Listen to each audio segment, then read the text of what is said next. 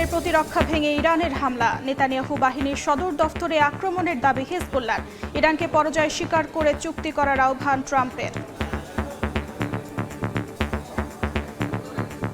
And they are negotiating, by the way, and they want to make a deal so badly, but they're afraid to say it. বিশ্বজুড়ে তীব্র জ্বালানি সংকট, দেশে দেশে তেলের জন্য দীর্ঘ লাইন। হরমুজ প্রণালীতে জাহাজ চলাচলে নিরাপত্তা পাবে বাংলাদেশ সহ 6 দেশ, জানালেন আরাকচি। اجازه ندن از خاک و فضا و دریای اونها علیه ما استفاده قرار بگیره و خواهند دید که ما در مقابل کاری با اونها نخواهیم داشت. همین الان هم ما کاری نداریم. ما حمله ما به کشورهای همسایه ما نیست.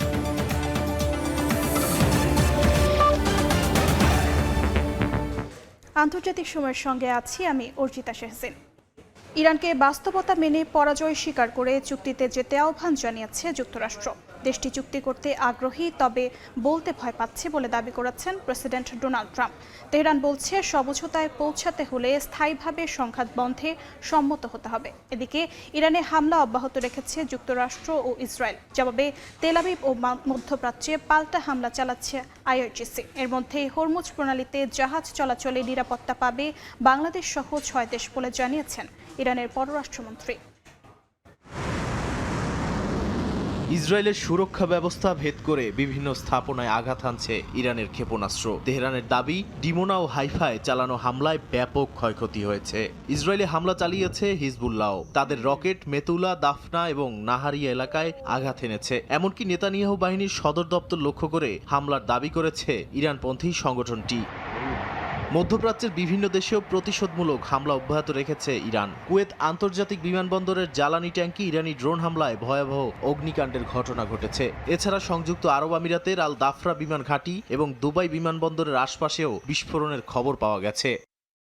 ইরানের পার্লামেন্ট স্পিকার মোহাম্মদ বাগের গালিবাফ জানিয়েছেন, একটি আঞ্চলিক দেশের সহায়তায় ইরানের শত্রুরা দেশটির একটি দ্বীপ দখলের গভীর ষড়যন্ত্র করছে। সামাজিক যোগাযোগ মাধ্যমে দেয়া এক পোস্টে তিনি কঠোর হুঁশিয়ারি দিয়ে বলেন, ইরানের সশস্ত্র বাহিনী শত্রুপক্ষের প্রতিটি পদক্ষেপ গভীরভাবে পর্যবেক্ষণ করছে।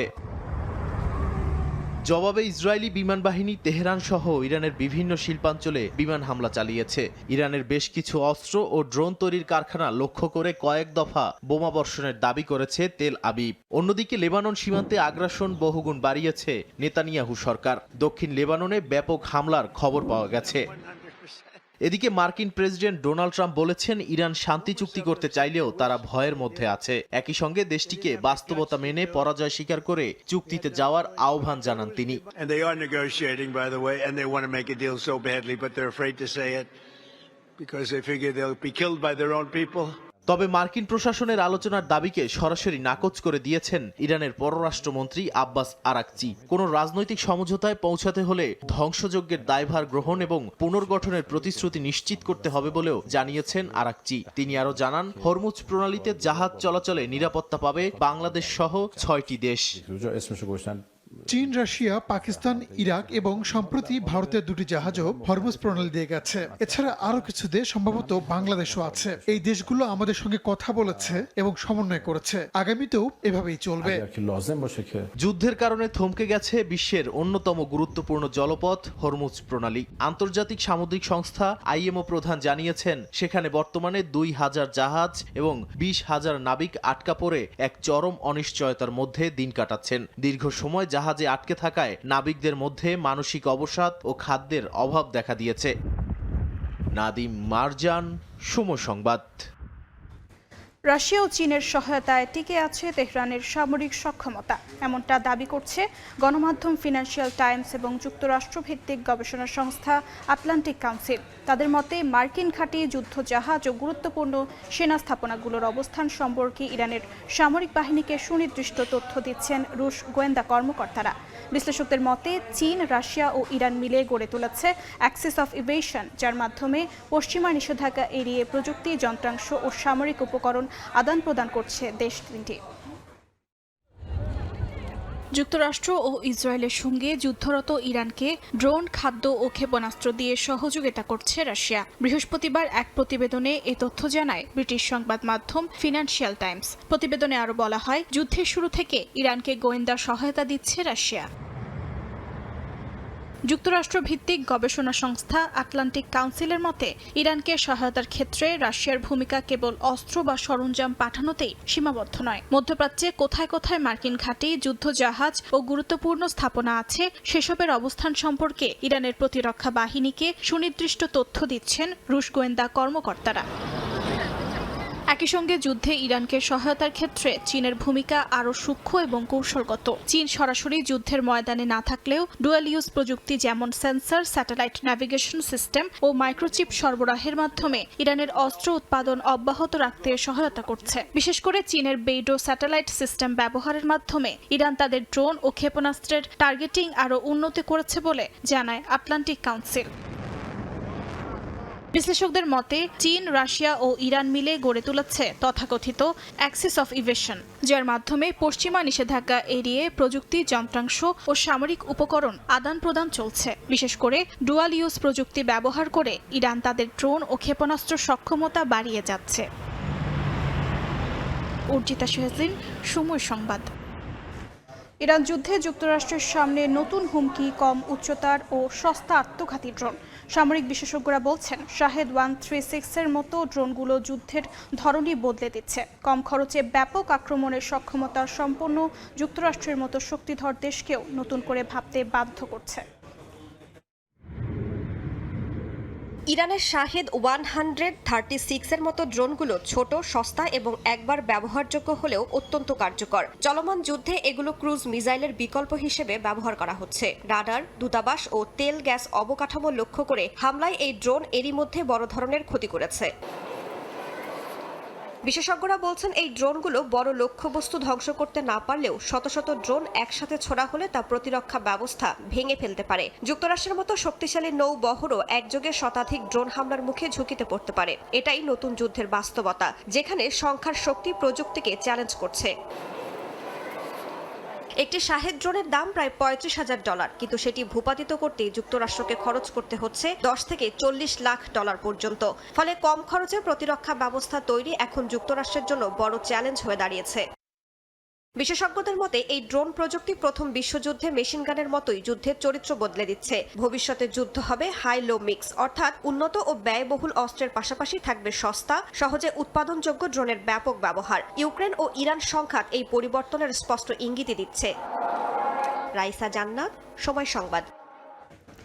বিশ্বজুড়ে তীব্র হচ্ছে জ্বালানির সংকট। মধ্যপ্রাচ্যের সংঘাতের জেরে ইউরোপীয় ইউনিয়নের প্রথম দেশ হিসেবে জ্বালানি রেশনিং শুরু করেছে স্লোভেনিয়া।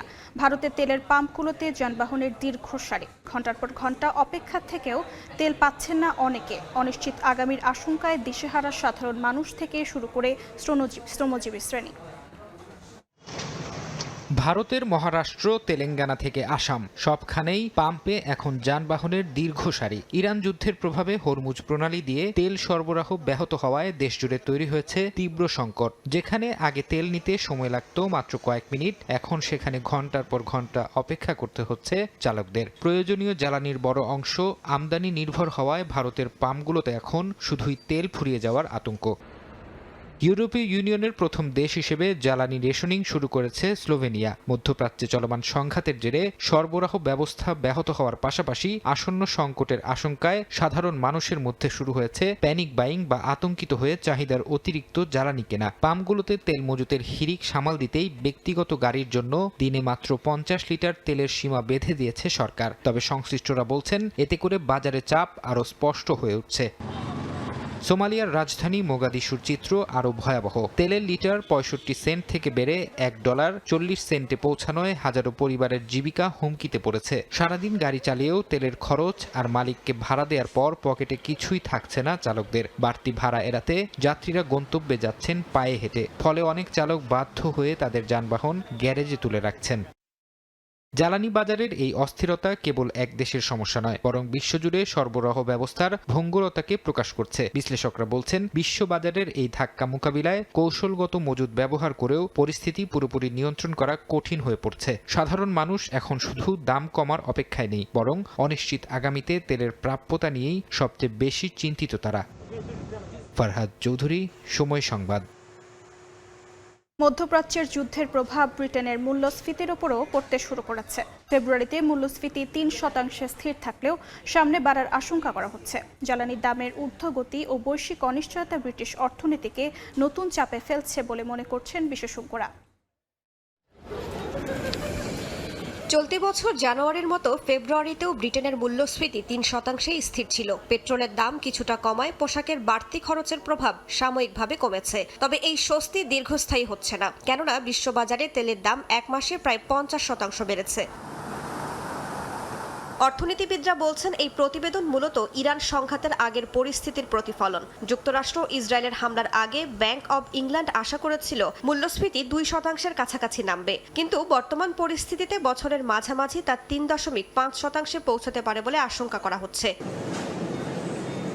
উন্নত অর্থনীতির মধ্যে ব্রিটেনেই মূল্যস্ফীতি সবচেয়ে বেশি। বিদ্যুৎ ও গরমের জন্য প্রাকৃতিক গ্যাসের ওপর বেশি নির্ভরশীল হওয়ায় আন্তর্জাতিক দামের ওঠানামা সরাসরি প্রভাব ফেলছে দেশটির বাজারে। ফলে বৈশ্বিক জ্বালানি সংকট ব্রিটেনের জন্য বড় ঝুঁকি হয়ে উঠছে। প্রধানমন্ত্রী কিয়ার স্টারমারের সরকার জীবনযাত্রার ব্যয় নিয়ন্ত্রণে কিছু পদক্ষেপ নিয়েছে। তবে অর্থমন্ত্রী র্যাচেল রিভস জানান 2022 সালের মতো ব্যাপক ভর্তুকি এবার দেয়া হবে না, বরং সীমিত আকারে সহায়তা দেয়া হবে। ফলে সাধারণ মানুষের ওপর চাপ পুরোপুরি কমবে না বলেই ধারণা করা হচ্ছে। রাইসা জান্নাত, সময় সংবাদ। ইরান যুদ্ধের প্রভাবে জ্বালানির দাম বাড়তেই ট্রাম্পের জনপ্রিয়তায় বড় ধাক্কা। রয়টার্স ইপসোস জরিপে অনুমোদন নেমে এসেছে 36%, যা দ্বিতীয় মেয়াদের সর্বনিম্ন। যুদ্ধ, অর্থনীতি আর জীবনযাত্রার ব্যয়, 3 দিক থেকেই চাপ বাড়ছে হোয়াইট হাউসে। রয়টার্স ইপসোসের সর্বশেষ জরিপে দেখা গেছে মার্কিন প্রেসিডেন্ট ডোনাল্ড ট্রাম্পের অনুমোদন হার নেমে এসেছে 36%, যা তার দ্বিতীয় মেয়াদের সর্বনিম্ন। মাত্র এক সপ্তাহ আগেও এই হার ছিল 40%। বিশ্লেষকরা বলছেন ইরান যুদ্ধের প্রেক্ষাপটে জনসমর্থনে এই পতন রাজনৈতিক চাপের স্পষ্ট ইঙ্গিত। গত 28 ফেব্রুয়ারি যুক্তরাষ্ট্র ইসরায়েলের যৌথ হামলার পর থেকেই যুক্তরাষ্ট্রে জ্বালানির দাম দ্রুত বাড়ছে। জরিপে অংশগ্রহণকারীদের মাত্র 25% জীবনযাত্রার ব্যয় নিয়ন্ত্রণে ট্রাম্পের ভূমিকার প্রতি সন্তুষ্টি প্রকাশ করেছেন। একইভাবে অর্থনীতি পরিচালনায় তার অনুমোদন নেমে এসেছে 29%, যা তার 2 মেয়াদের মধ্যেই সর্বনিম্ন। ইরান ইস্যুতে সামরিক পদক্ষেপ নিয়েও জনমত নেতিবাচক। মাত্র 35% মার্কিন নাগরিক ইরানে হামলাকে সমর্থন করেছেন, বিপরীতে 61% এর বিরোধিতা করেছেন। পাশাপাশি নতুন এক জরিপে 59% মার্কিন মনে করছেন ইরানে যুক্তরাষ্ট্রের সামরিক পদক্ষেপ অতিরিক্ত। জরিপ অনুযায়ী 46% নাগরিক মনে করেন ইরান যুদ্ধ দীর্ঘমেয়াদে যুক্তরাষ্ট্রকে আরও অনিরাপদ করবে। একই সঙ্গে প্রায় 2/3 মানুষ ইরানকে পারমাণবিক অস্ত্র অর্জন থেকে ঠেকানোকে গুরুত্বপূর্ণ লক্ষ্য হিসেবে দেখলেও যুদ্ধের কৌশল নিয়ে বিভক্তি স্পষ্ট। এর মধ্যেই মধ্যপ্রাচ্যে অতিরিক্ত সেনা পাঠানোর প্রস্তুতি এবং তেলের দামের ঊর্ধ্বগতি সব মিলিয়ে ট্রাম্প প্রশাসনের সামনে অর্থনীতি ও নিরাপত্তা দুই দিকেই বড় চ্যালেঞ্জ তৈরি করছে। নাদিম মারজান, সময় সংবাদ। আগামী 14 ও 15 মে বেইজিং সফরে যাবেন মার্কিন প্রেসিডেন্ট ডোনাল্ড ট্রাম্প। ইরানকে ঘিরে চলমান সামরিক অভিযানের মধ্যেই পুনর্নির্ধারিত হয়েছে চীন যুক্তরাষ্ট্র শীর্ষ বৈঠকের সময়সূচি। হোয়াইট হাউস জানিয়েছে এর আগে মার্চের শেষ দিকে সফরটি হওয়ার কথা থাকলেও যুদ্ধ পরিস্থিতির কারণে তা পিছিয়ে দেওয়া হয়। এই বৈঠকে মূল আলোচ্য হিসেবে উঠে আসতে পারে দুই দেশের বাণিজ্য উত্তেজনা এবং ইরান যুদ্ধের প্রভাব। হরমুজ প্রণালী বন্ধ থাকায় বৈশ্বিক জ্বালানি সরবরাহে চাপ তৈরি হয়েছে, যা চীনের জন্য গুরুত্বপূর্ণ ইস্যু। একই সঙ্গে ওয়াশিংটন চায় বেইজিং এই রুট পুনরায় চালু করতে ভূমিকা রাখুক, যদিও চীন এখনও সরাসরি সম্পৃক্ত হতে রাজি হয়নি।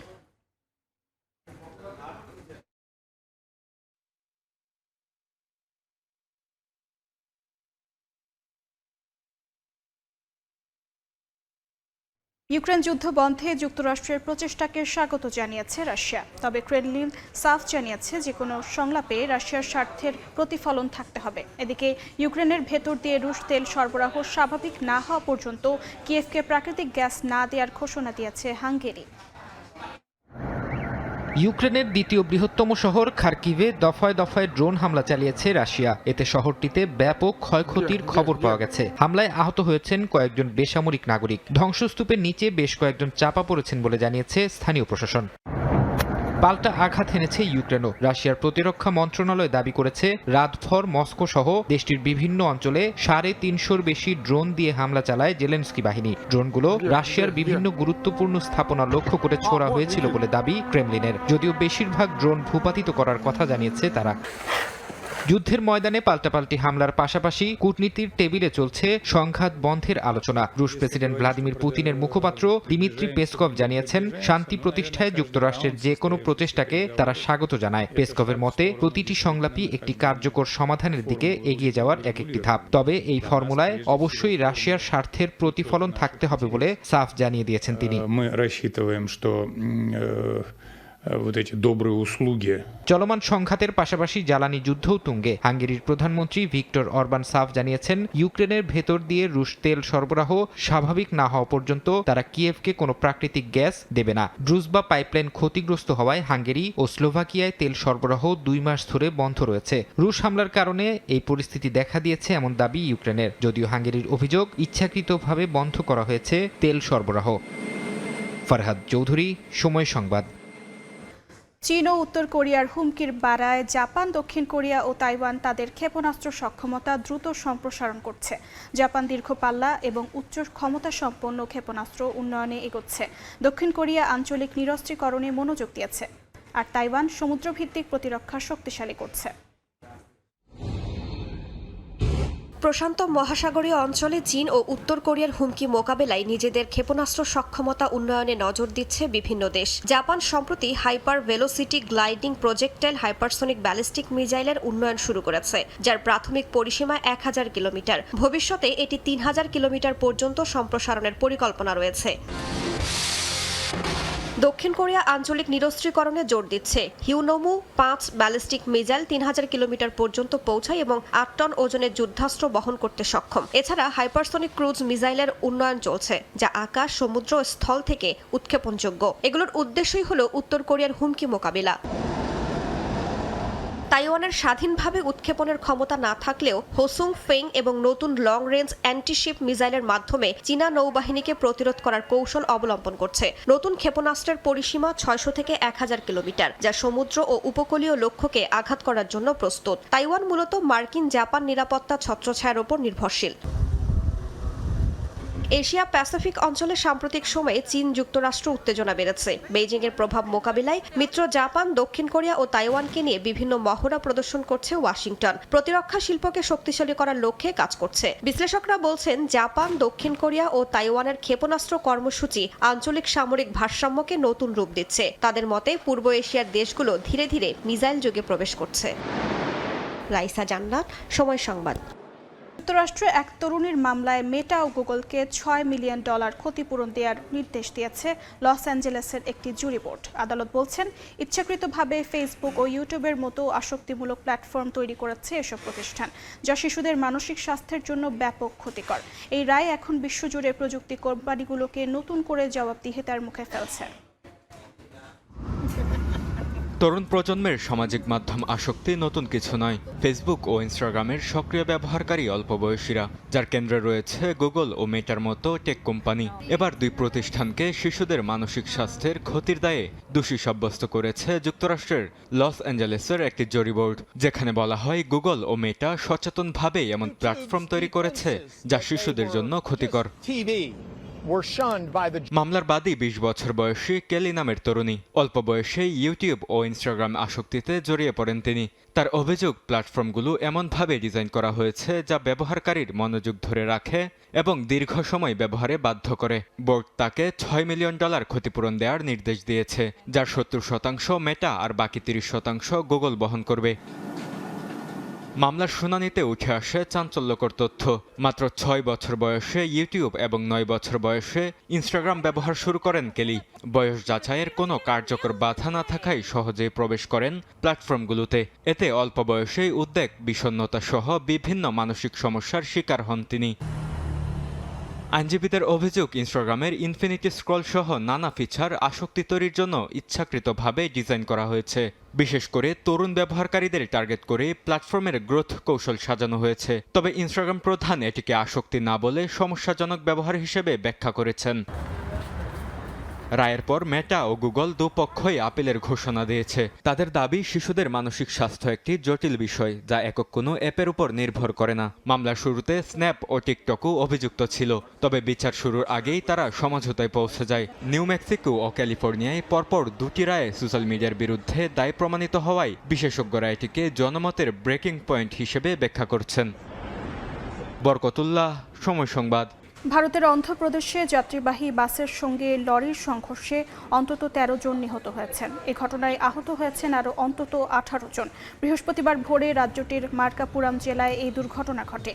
সংঘর্ষের পর বাসটিতে আগুন ধরে গেলে এই হতাহতের ঘটনা ঘটে বলে জানিয়েছে পুলিশ। বেশ কয়েকজনকে গুরুতর অবস্থায় স্থানীয় হাসপাতালে ভর্তি করায় নিহতের সংখ্যা বাড়তে পারে বলে আশঙ্কা করা হচ্ছে। এই সড়ক দুর্ঘটনায় গভীর শোক প্রকাশ করেছেন মুখ্যমন্ত্রী এন চন্দ্রবাবু নাইডু। হতাহতদের পরিবারের পাশে থাকার ঘোষণা দেন তিনি। মহাকাশে আরও 2টি স্যাটেলাইট উৎক্ষেপণ করেছে চীন। স্থানীয় সময় বৃহস্পতিবার সকালে দেশটির শানসি প্রদেশের তাওয়ান কেন্দ্র থেকে স্যাটেলাইট 2টি উৎক্ষেপণ করা হয়। এরপর সফলভাবে কক্ষপথে পৌঁছে যায় সিওয়ে গাউজিং 2 এর 5 এবং 6 নামের 2 স্যাটেলাইট। চীনের লং মার্চ ফ্যামিলির রকেট ব্যবহার করে এই উৎক্ষেপণ কার্যক্রম চালানো হয়। এর মাধ্যমে লং মার্চ সিরিজের মোট 634তম মিশন সম্পন্ন হলো। নতুন স্যাটেলাইটগুলো মূলত পৃথিবী পর্যবেক্ষণ ও উচ্চ রেজলিউশনের ইমেজ সংগ্রহে ব্যবহৃত হবে। সৌদি আরবে মেয়াদ উত্তীর্ণ ভিজিট, ওমরা ও ফাইনাল এক্সিট ভিসাকারীদের জন্য বিশেষ সুযোগ দিয়েছে দেশটির কর্তৃপক্ষ। ভিসার মেয়াদ শেষ হওয়ার পরও দেশটিতে অবস্থানরতদের কোনো জরিমানা বা অতিরিক্ত ফি ছাড়াই নিজ দেশে ফেরার সুযোগ পাচ্ছেন। রিয়াদ থেকে আরিফুর রহমানের রিপোর্টে বিস্তারিত। সৌদি আরবে ভিজিট, ওমরা ও ফাইনাল এক্সিট ভিসায় থাকা বহু বাংলাদেশি সহ বিভিন্ন দেশের নাগরিক অবস্থান করছেন। এদের মধ্যে অনেকের ভিসার মেয়াদ গত 25 ফেব্রুয়ারি শেষ হয়েছে। মেয়াদ শেষ হওয়ার পর নানা আইনি জটিলতার মুখে থাকা বিভিন্ন দেশের নাগরিকদের জন্য বিশেষ সুযোগ দিয়েছে সৌদি কর্তৃপক্ষ। মেয়াদ উত্তীর্ণ হওয়ার পরও যারা এখনও দেশটিতে অবস্থান করছেন তারা কোনো ধরনের জরিমানা বা অতিরিক্ত ফি ছাড়াই এখন সৌদি আরব ত্যাগ করতে পারবেন। ঘোষণায় বলা হয়েছে, আগামী 18 এপ্রিলের মধ্যে এই বিশেষ সুবিধা গ্রহণ করে দেশ ছাড়তে পারবেন সংশ্লিষ্ট নাগরিকরা। নির্ধারিত সময়ের মধ্যে বিমানবন্দরে উপস্থিত হয়ে দেশ ত্যাগ করতে বলা হয়েছে তাদের। তবে এই সুযোগের আওতায় ভিসার মেয়াদ বৃদ্ধি বা নতুন করে ভিসা গ্রহণের কোনো সুযোগ থাকবে না বলেও স্পষ্ট করা হয়। এদিকে নির্ধারিত সময়ের মধ্যে সৌদি আরব ত্যাগ না করলে পরবর্তীতে আইনগত জটিলতা এবং কঠোর শাস্তিমূলক ব্যবস্থার সম্মুখীন হতে পারে বলে জানিয়েছে সংশ্লিষ্ট সূত্র। সৌদি সরকারের এমন পদক্ষেপকে স্বাগত জানিয়েছেন দেশটিতে বসবাসরত প্রবাসী বাংলাদেশিরা। বাংলাদেশে অনেক প্রবাসী আছে, হাজারো প্রবাসী আছে, তারা সৌদি আরবে এসে আটকা পড়ে গেছে মক্কা মদিনা উমরা হজের জন্য। তাদের কারো ভিসার মেয়াদ শেষ হয়ে গেছে। তো এখন যারা যেতে ইচ্ছুক, এই সৌদি আরবের সরকার সামনের মাসের 18 তারিখ পর্যন্ত যাওয়ার এদের জন্য সুযোগ করে দিয়েছে। বৈশ্বিক মন্দার কারণে ভিসার মেয়াদ শেষ হয়ে গেছে, এখন দেশে যেতে পারেনি। তাদের জন্য সৌদি গভর্নমেন্ট সুন্দর একটা সিদ্ধান্ত নিয়েছেন। আগামী মাসের 18 তারিখ অর্থাৎ এপ্রিলের 18 তারিখ পর্যন্ত তারা বিনা জরিমানায়, জেল জরিমানায় দেশে যেতে পারবেন। আগামী মাসে 18 তারিখ পর্যন্ত লাস্ট ডেট দিয়ে দিয়েছেন। এই তারিখের মধ্যে সবাই এই সৌদি আরব ত্যাগ করতে হবে। যদি ত্যাগ না করেন তাদের জন্য জরিমানা দেওয়া হবে এবং অনেকগুলো সমস্যা তাদের জন্য দেখা দিবে। এই অবস্থায় মেয়াদোত্তীর্ণ ভিজিট, ওমরা ও ফাইনাল এক্সিট ভিসাধারী বাংলাদেশিদের 18 এপ্রিলের আগেই সৌদি আরব ত্যাগ করার জন্য বিশেষভাবে অনুরোধ জানিয়েছে বাংলাদেশ দূতাবাস। আরিফুর রহমান, সময় সংবাদ, সৌদি আরব। চার্চ অফ ইংল্যান্ডের ইতিহাসে প্রথম নারী আর্চবিশপ হিসেবে শপথ নিলেন ডেম সারা মুল্লি। বুধবার ক্যান্টারবেরি ক্যাথেড্রালে আর্চবিশপ হিসেবে শপথ নেন তিনি। শপথ গ্রহণ অনুষ্ঠানে উপস্থিত ছিলেন ব্রিটেনের প্রধানমন্ত্রী কিয়ার স্টারমার এবং প্রিন্স উইলিয়াম ও Catherine, princess of Wales. Dame Sarah Mullally আগে নার্স ছিলেন। যৌন নির্যাতনের বিরুদ্ধে কাজের পাশাপাশি সুরক্ষা ইস্যুতে জোর দেবেন বলে জানিয়েছেন সারা মুল্লি। আন্তর্জাতিক সময় শীর্ষ সংবাদগুলো জানিয়ে দিচ্ছি আরেকবার। হরমুজ প্রণালীতে জাহাজ চলাচলে নিরাপত্তা পাবে বাংলাদেশ সহ 6 দেশ, জানালো ইরান। যুদ্ধে তেহরানকে পরাজয় স্বীকার করে ট্রাম্পের চুক্তির আহ্বান প্রত্যাখ্যান। ইউক্রেন যুদ্ধ বন্ধের সংলাপে রুশ স্বার্থ রক্ষার শর্ত মস্কোর। কূটনৈতিক পর্যায়ে আলোচনার মধ্যেও চলছে দুই পক্ষের হামলা। কিয়েভকে গ্যাস না দেওয়ার ঘোষণা হাঙ্গেরির। এবং ভারতের অন্ধ্রপ্রদেশে যাত্রীবাহী বাসের সঙ্গে লরির সংঘর্ষে নিহত 13, গুরুতর আহত অবস্থায় হাসপাতালে ভর্তি 18। হতাহতদের পরিবারের পাশে থাকার ঘোষণা রাজ্য সরকারের।